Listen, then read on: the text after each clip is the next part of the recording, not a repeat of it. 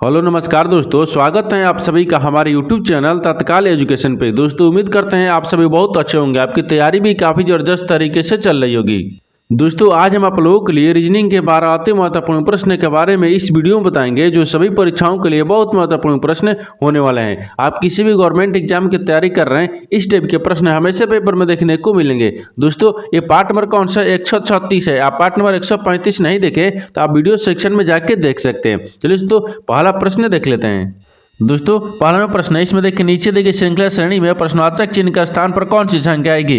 देखिए नीचे यहाँ पर आपको एक श्रृंखला दी है, इन श्रृंखला बताना है इस प्रश्नवाचक चिन्ह पर इन चार ऑप्शन में से कौन सी संख्या यहाँ पर भरा जाएगा। देखिए तो यहाँ पर सबसे पहले ध्यान से देखते हैं श्रृंखला किस प्रकार से चल रहा है। ठीक है, देखिए यहाँ पर क्या है 15, 15 से क्या हो रहा है 17 हो रहा है, 17 से यहाँ पर 37 हो रहा है, 37 से 115 हो रहा है और 115 से आपको अगला संख्या को ज्ञात करना है। देखिए श्रृंखला को ध्यान से देखने के बाद में हमको क्या दिख रहा है, देखिए 15 से क्या लिख रहा है 17 लिख रहा है। अगर मान लीजिए 15 में 2 को जोड़ देंगे तो 17 गया, लेकिन 17 से देखिए यहाँ पर 37 लिख रहा है, तो 17 में क्या करेंगे, तो यहाँ पर आपको श्रृंखला अच्छे तरीके से नहीं चल रहा है। देखिए तो इसमें क्या करेंगे, थोड़ा सा लॉजिक लगाएंगे। ठीक है, लॉजिक इसमें किस प्रकार से लगाएंगे, देखिए यहाँ पर 15 से क्या करेंगे, तो 15 से 17 लिख रहे हैं, तो 15 में 1 से गुना करेंगे तो 15 हो जाएगा और 15 में 2 को जोड़ देंगे कितना का 17 आ जाएगा। ठीक है, उसी प्रकार से 17 से क्या लिख रहे हैं 37 लिख रहे हैं, तो 17 में क्या करते हैं 2 से गुना करेंगे तो 17 दूनी के कितना का 34 और 34 में क्या करेंगे यहाँ पर 3 को जोड़ देंगे। ठीक है, तो कितना का 37 आ गया। ठीक है, उसी प्रकार से यहाँ पर देखिए क्या लिख रहे हैं 37, 37 ले क्या लिख रहे हैं 115 हो रहा है, तो 37 में देखिए यहाँ पर क्या करेंगे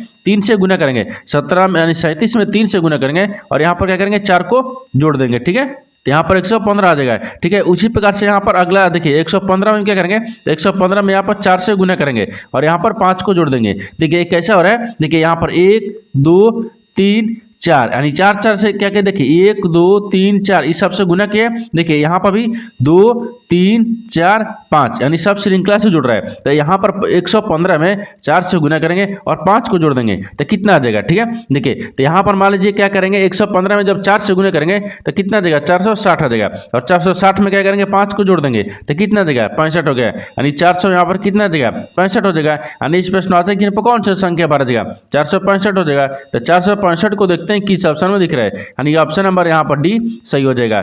दोस्तों मैं उम्मीद करता हूँ इस प्रश्न को भी आप अच्छी तरह से समझ पाएंगे। चलिए दोस्तों नेक्स्ट प्रश्न देख लेते हैं।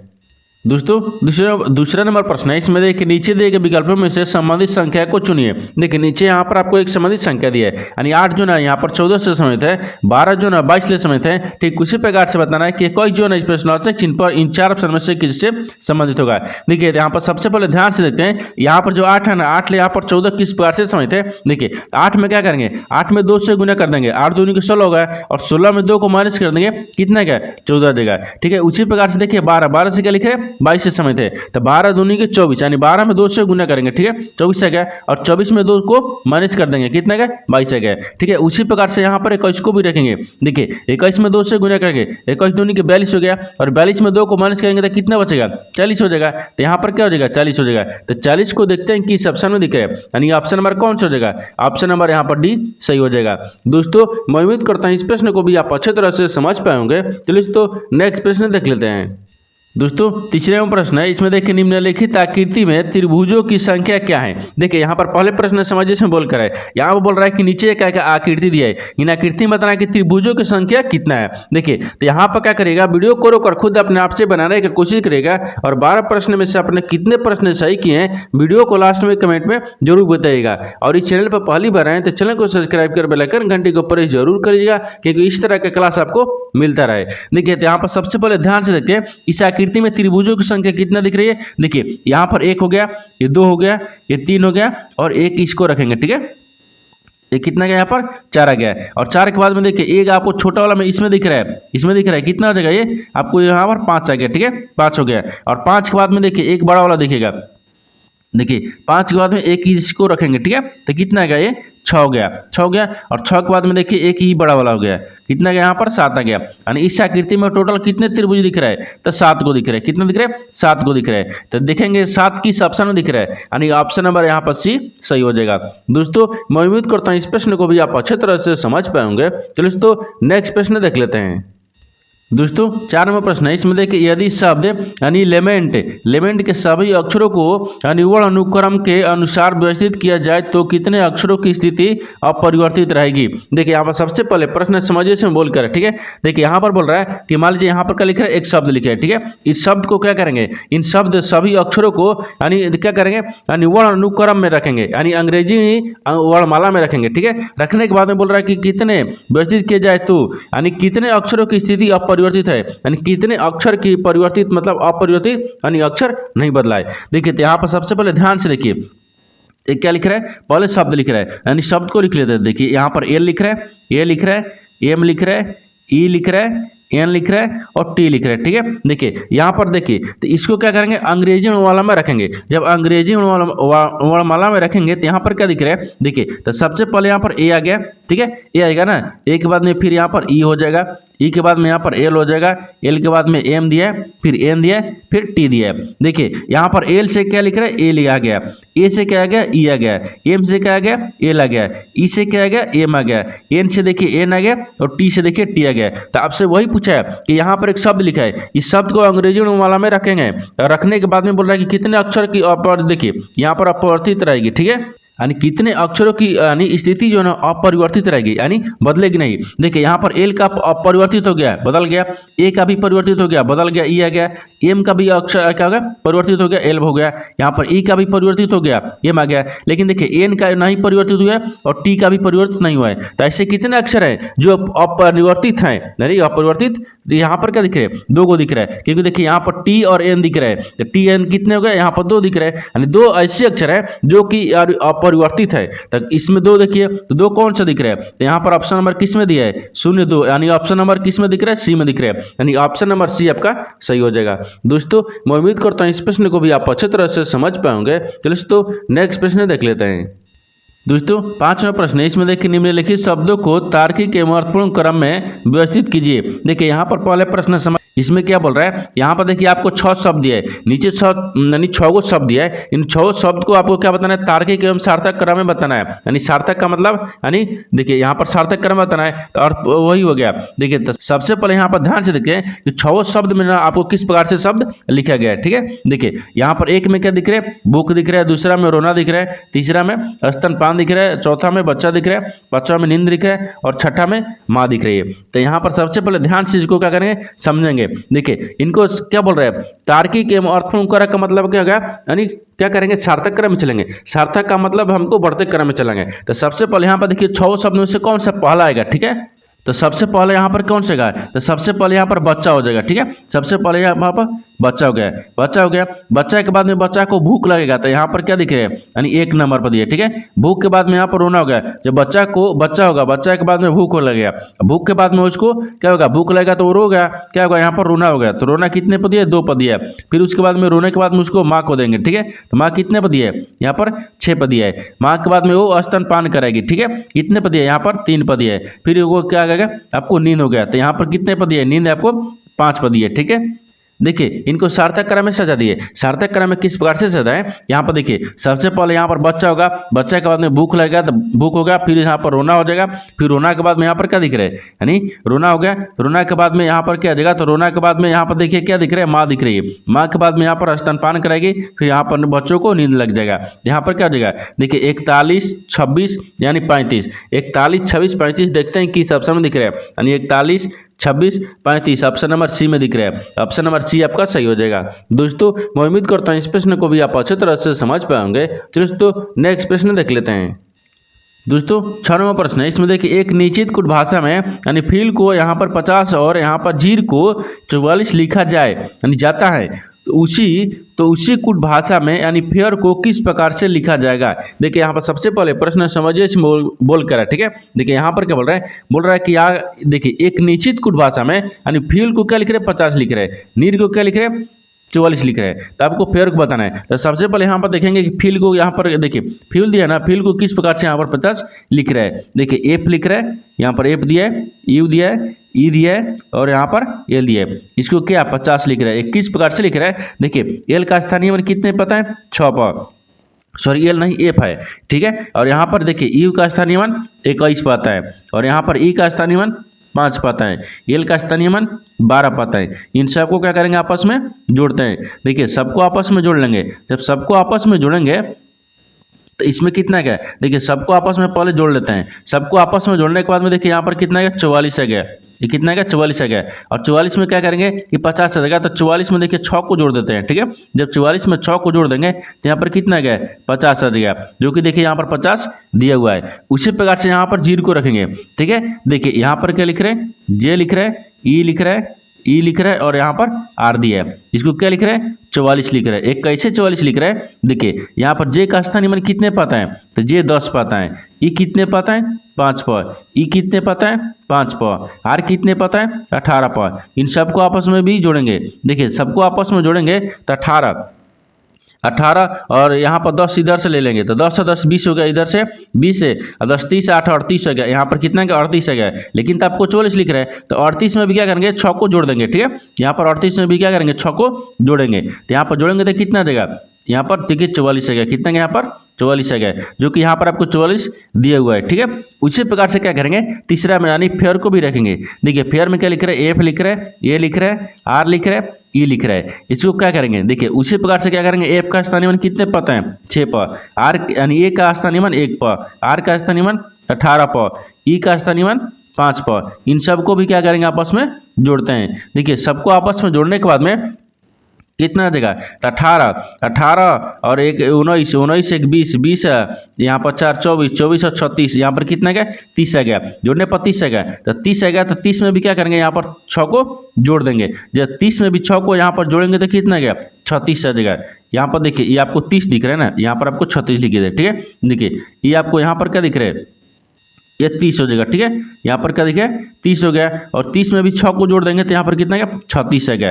यानी क्या आ जाएगा, तब फेयर को क्या लिखेगा, तो फेयर को यहाँ पर आपको 36 लिखेगा। तो 36 को देखते हैं किस ऑप्शन में दिख रहा है, यानी ऑप्शन नंबर कौन सा जगह, ऑप्शन नंबर ए आपका सही हो जाएगा।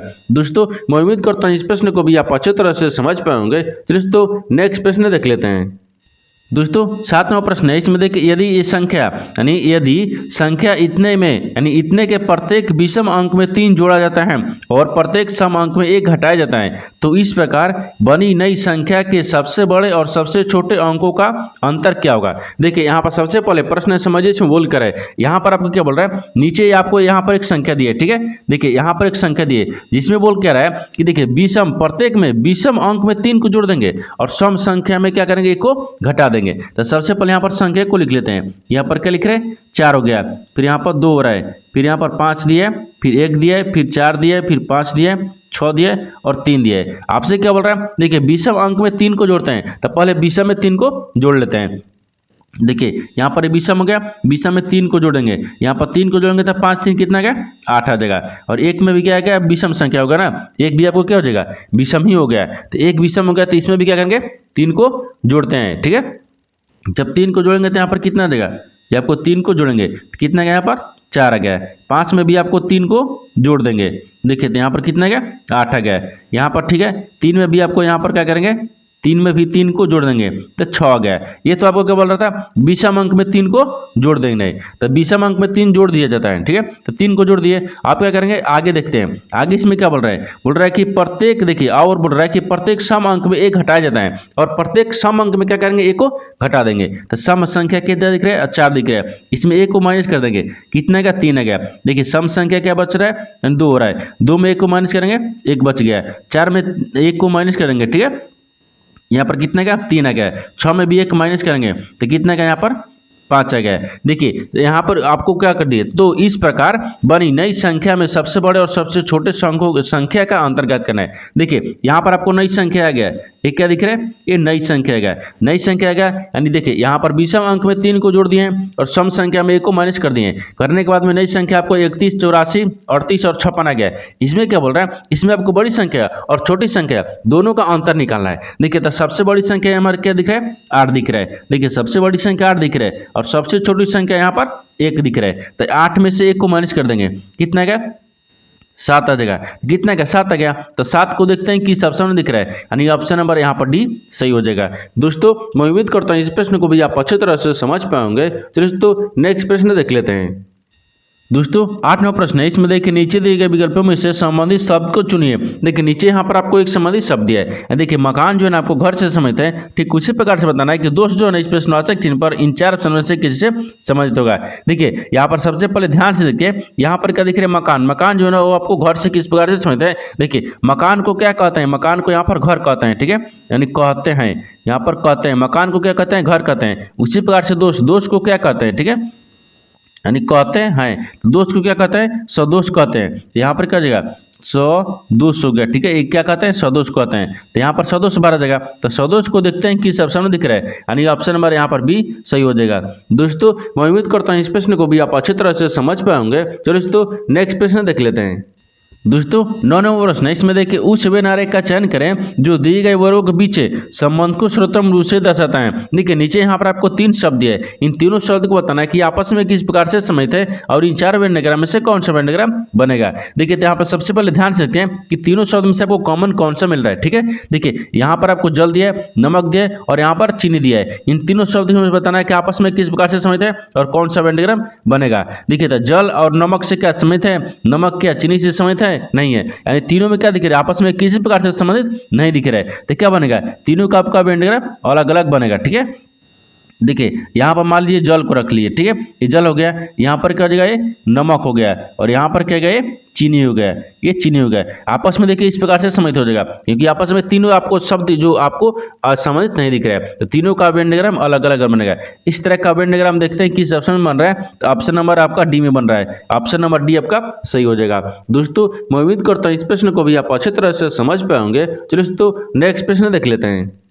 दोस्तों 10वां प्रश्न है, इसमें देखिए यदि 15 मार्च 2022 को मंगलवार था तो यानी 15 मार्च यहाँ पर 2020 को सप्ताह का कौन सा दिन था। देखिए यहाँ पर सबसे पहले प्रश्न समझिए इसमें बोलकर, ठीक है। देखिए यहाँ पर क्या बोल रहा है, ये बोल रहा है कि यहाँ पर देखिए बोल रहा है कि 15 मार्च को यानी 2022 को मंगलवार था, तो 15 मार्च 2020 को बताना है सप्ताह का कौन सा दिन होगा। देखिए यहाँ पर 22 लिख रहे हैं, यहाँ पर क्या लिख रहे हैं, 20 लिख रहे हैं, यानी साल क्या चल रहा है, माइनस में चल रहा है, क्योंकि 20 ले, देखिए यहाँ पर 20 ले 22 होना चाहिए ना, तो यहाँ पर 22 ले 20 लिख रहा है, तो माइनस में चल रहा है। देखिए यहाँ पर क्या लिखा है, ये 15 दिया, ठीक है, यानी 15 मार्च लिख रहा है, यानी 15 मार्च कितना लिख रहा है, 2022 लिख रहा है। ये 2022 को कौन सा दिन था, ये मंगलवार था, ठीक है। देखिए ये मंगलवार हो गया, यहाँ पर मंगलवार हो गया। उसके बाद में क्या बोल रहा है, देखिए तो 15 मार्च से बोल रहा है और यहाँ पर 2000 क्या बोल रहा है, यानी 20 को बोल रहा है, तो 2020 को कौन सा दिन होगा। देखिए यहाँ पर कितने का अंतर दिख रहा है, पहले ध्यान दीजिए, यहाँ पर आपको 2 साल का अंतर दिख रहा है। देखिए यहाँ पर 22 लेकर दिख रहा है, 20 हो रहा है, या 20 ले 22 हो रहा है, तो 2 साल का क्या पीछे में अंतर यानी माइनस में चल रहा है, क्योंकि देखिए यहाँ पर 22 ले 20 हो रहा है, 20 ले आपको 22 नहीं हो रहा है, 22 ले 20 हो रहा है, तो इसमें माइनस में चल रहा है। देखिए तो यहाँ पर 2 साल का माइनस चल रहा है, तो 20 ले क्या हो गया, यार 22 हो गया ना, और यहाँ पर क्या दिख रहा है, ये 20 दिख रहा है, ठीक है, 20 हो गया। इनको जब माइनस करेंगे तो 2 साल का अंतर आ जाएगा, ठीक है, यानी 2 साल हो गया, ये 2 साल का अंतर आ गया। यहाँ पर कितना का माइनस करने पर 2 साल का अंतर आ गया। जब 2 साल के यहाँ पर अंतर आ गया, 2 साल क्या है, माइनस में गया, 2 साल क्या है, माइनस में। जब 2 साल माइनस में गया तब मंगलवार में भी क्या करेंगे, 2 साल को माइनस में करेंगे, ठीक है। अब देखिए जब 2 साल के यहाँ पर माइनस आ गया ना, तो यहाँ पर भी देखिए मंगलवार था, तो मंगलवार में भी क्या करेंगे, 2 माइनस कर देंगे, इसमें भी क्या करेंगे, 2 माइनस करेंगे। जब मंगलवार में 2 माइनस करेंगे तो यहाँ पर कितना आ जाएगा, ये रविवार हो गया, ठीक है। देखिए क्या हो जाएगा, यहाँ पर रविवार हो गया, यहाँ पर क्या हो जाएगा, रविवार हो गया, ठीक है, ये रविवार हो जाएगा। देखिए यहाँ पर एक बार फिर से प्रश्न समझिए इसमें क्या बोल रहा है। देखिए यह बोल रहा है कि यदि 15 मार्च 2022 को मंगलवार था, ठीक है, तो 15 मार्च 2020 को बताना कौन सा दिन होगा। देखिए 20 ले 22 हो रहा है, लेकिन 22 ले आपको 20 हो रहा है, तो माइनस में चल रहा है। देखिए क्योंकि सबसे पहला क्या दिख रहा है, इसमें 22 दिख रहा है और यहाँ पर 20 दिख रहा है, तो यहाँ पर माइनस करेंगे। साल में 2 साल का अंतर है तो माइनस करेंगे, 2 साल माइनस हो गया और 2 साल माइनस हो गया, वो तो ठीक है, लेकिन यहाँ पर भी आपको दिन में भी 2 दिन माइनस करेंगे, क्योंकि 2 साल में 2 दिन माइनस करेंगे, तो यहाँ पर मंगलवार में 2 दिन माइनस करेंगे, तो सोमवार और रविवार, सोमवार रविवार, तो यहाँ पर रविवार आ गया। देखिए तब 15 मार्च 2020 को कौन सा दिन था, तो यहाँ पर क्या हो जाएगा, रविवार हो जाएगा। तो रविवार को देखते हैं किस ऑप्शन में दिख रहा है, तो ऑप्शन नंबर यहाँ पर क्या हो जाएगा, ऑप्शन नंबर यहाँ पर ऑप्शन नंबर आपका 20 सही हो जाएगा। दोस्तों मैं उम्मीद करता हूँ इस प्रश्न को भी आप अच्छी तरह से समझ पाएंगे। तो दोस्तों नेक्स्ट प्रश्न देख लेते हैं। दोस्तों 11वां प्रश्न है, इसमें देखिए दिए गए आरेख का ध्यान ध्यानपूर्वक अध्ययन करें और पूछे गए प्रश्न का उत्तर दें। यानी विभिन्न भागों में दी गई संख्याएं व्यक्तियों की संख्या को दर्शाती हैं। देखिए यह सवाल यहाँ पूछा है कैसे कितने अकाउंटेंट है जो द्विभाषी भी हैं। देखिए यहाँ पर सबसे पहले प्रश्न समझिए इसमें बोल कर, ठीक है। देखिए यहाँ पर क्या बोल रहा है कि नीचे यहाँ पर क्या दिए, यहाँ पर बोल रहा है कि दिए गए आरेख का ध्यानपूर्वक अध्ययन करें और पूछे गए प्रश्न का उत्तर दे। यानी विभिन्न भागों में दी गई संख्याएं व्यक्तियों को दर्शाती हैं। यानी इसके कहने का मतलब है कि नीचे यहाँ पर आपको 3 वेन डायग्राम दिया है। इन तीनों वेन डायग्राम में आपको देखिए इसको क्या दर्शा रहा है, इसको आपको देखिए यहाँ पर आपको पुरुष को दर्शा रहा है, ठीक है। इसको क्या दर्शा रहा है, देखिए इसको आपको यहाँ पर द्विभाषी को दर्शा रहा है। ये आपको क्या दिख रहा है, तो ये आपको यहाँ पर क्या दिख रहा है, अकाउंटेंट को दर्शा रहा है, ठीक है। तो आपसे सवाल यहाँ पूछा है ऐसे कितने अकाउंटेंट हैं जो द्विभाषी भी हैं, ठीक है। यानी इस वेन डायग्राम में ऐसे बताना है कि इसमें ऐसे कितने संख्या है जो कि अकाउंटेंट भी हो और द्विभाषी भी हो, ठीक है। अकाउंटेंट और द्विभाषी दोनों हो। देखिए तो यहाँ पर द्विभाषी में कौन सा दिख रहा है, देखिए एक बार कलर को चेंज करते हैं, ठीक है। देखिए ये आपको क्या दिख रहा है, द्विभाषी दिख रहा है, द्विभाषी दिख रहा है। और आपको क्या दिख रहा है, द्विभाषी का और अकाउंटेंट भी होना चाहिए। द्विभाषी भी है और अकाउंटेंट है। देखिए यहाँ पर द्विभाषी भी है, अकाउंटेंट है। और हमको क्या बोल रहा है, पुरुष को नहीं बोल रहा है, तो पुरुष को नहीं रखेंगे, ठीक है। तो पुरुष को हम काट लेते हैं, हमको पुरुष ले कोई मतलब नहीं है। देखिए तो यहाँ पर जब पुरुष ले हमको कोई मतलब नहीं है, तो यहाँ पर क्या दिख रहा है, तो यहाँ पर आपको देखिए एक क्या दिख रहा है, 15 दिख रहा है। 15 क्या है, 15 एक ऐसी संख्या है, देखिए द्विभाषी में भी है और यहाँ पर क्या दिख रहा है, ये आपको यहाँ पर क्या दिख रहा है, यानी अकाउंटेंट में भी है, ठीक है। और 15 क्या दिख रहा है, देखिए 15 एक ऐसी संख्या है जो कि आपको यहाँ पर क्या दिख रहा है, द्विभाषी में भी दिख रहा है और यहाँ पर अकाउंटेंट में दिख रहा है, ठीक है। और यहाँ पर देखिए 9 भी क्या दिख रहा है, तो 9 भी आपको यहाँ पर देखिए द्विभाषी में दिख रहा है और अकाउंटेंट में दिख रहा है, यहाँ पर 9 भी हो जाएगा, ठीक है। इन दोनों को आपस में जोड़ लेंगे, जब यहाँ पर आपस में जोड़ेंगे तो कितना क्या 24 आ जाएगा। यानी यहाँ पर आपको वही पूछा है कि ऐसे कितने अकाउंटेंट हैं जो कि द्विभाषी भी है, तो 24 ऐसे अकाउंटेंट हैं जो कि द्विभाषी भी है, तो यहाँ पर क्या हो जाएगा 24 हो जाएगा। तो 24 को देखते हैं किस ऑप्शन में दिख रहा है, यानी ऑप्शन नंबर यहाँ पर डी सही हो जाएगा। दोस्तों मैं उम्मीद करता हूँ इस प्रश्न को भी आप अच्छी तरह से समझ पाएंगे। तो दोस्तों नेक्स्ट प्रश्न देख लेते हैं। दोस्तों 12वां प्रश्न है, इसमें देखिए कथनों को पढ़े और दिए गए विकल्पों में से निष्कर्ष को चुने। देखिए नीचे यहाँ पर आपको कथन और निष्कर्ष ले प्रश्न दिया गया, ठीक है। जिसके आधार पर देखिए यहाँ पर क्या बोलता है, कथन के आधार पर क्या करेंगे, डायग्राम को बनाते हैं और निष्कर्ष के आधार पर प्रश्न को सोल्व करते हैं। तो सबसे पहले यहाँ पर कथन को देखते हैं, क्या बोल रहा है। कथन बोल रहा है कि सभी यानी कालीन क्या है, लाल है। तो यहाँ पर सभी कालीन को रखते हैं, ठीक है। ये कालीन हो गया, सभी कालीन क्या है, यहाँ पर लाल है, सभी कालीन यहाँ पर लाल हो जाएगा, ठीक है। ये सभी कालीन लाल है यहाँ तक, ठीक है। दूसरा में देखिए, दूसरा में बोल रहा है कि सभी कालीन आमतौर पर ऊनी नहीं हो सकते हैं, यानी सभी जो कालीन है ऊनी नहीं हो सकते, तो यहाँ पर ऊनी को रखते हैं, ठीक है। यानी सभी कालीन ऊनी नहीं हो सकते। और आगे बोल रहा है तीसरा में कि कुछ ऊनी नरम होते हैं, यानी कुछ जो ऊनी होता है ना वो नरम होता है, नरम, ठीक है, नरम होता है। ये तो आपको कथन बोल रहा था, कथन के आधार पर डायग्राम को बना दिए, लेकिन निष्कर्ष क्या बोल रहा है, इसके आधार पर प्रश्न को सोल्व करते हैं। देखिए यहाँ पर निष्कर्ष क्या दिया, तो निष्कर्ष को देखिए यहाँ पर पहला में क्या बोल रहा है कि कोई कालीन नरम नहीं है। वो जो बोल रहा है कि कोई जो कालीन है ना वो नरम नहीं है। देखिए यहाँ पर कालीन दिख रहा है, ये नरम दिख रहा है, कोई कालीन और नरम नहीं है, ये आपको नहीं है, ठीक है, नहीं बोल रहा है। यहाँ बोल रहा है कि कुछ कालीन ऊनी हो सकते हैं, यानी कुछ जो कालीन है, कालीन और ऊनी से आपस में समय दिख रहा है, नहीं दिख रहा है, ये भी आपको गलत बोल रहा है, ठीक है, ये भी आपको गलत बोल रहा है। तो न तो 1 होगा न तो 2 होगा। देखिए यहाँ पर कौन सा ऑप्शन दिख रहा है, न तो निष्कर्ष और न 1 और न ही निष्कर्ष 2 पालन करते हैं, यानी ऑप्शन नंबर यहाँ पर बी हो जाएगा, ऑप्शन नंबर बी आपका सही हो जाएगा। दोस्तों मैं उम्मीद करता हूँ इस प्रश्न को भी आप अच्छी तरह से समझ पाएंगे। दोस्तों नेक्स्ट वीडियो में मिलते हैं, तब तक जय हिंद। दोस्तों इस चैनल पर पहली बार आए तो चैनल को सब्सक्राइब कर बेल आइकन घंटी को पर जरूर कर लीजिएगा, क्योंकि सबसे पहले इस तरह क्लास आपको मिलता रहे।